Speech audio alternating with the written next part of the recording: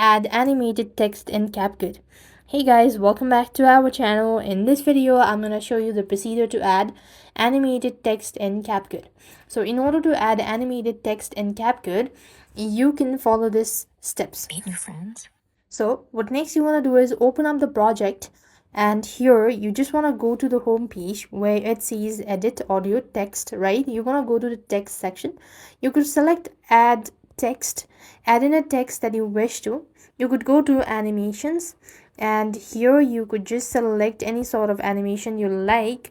And if you want to go ahead and change the font style and all that, you could just find it here. You could also select the content or template as well, and this way you're supposed to actually add in animated text in Capcut. So this is how things work. I hope the video was helpful. Make sure to like, share and subscribe. Thank you for watching. See you in the next video.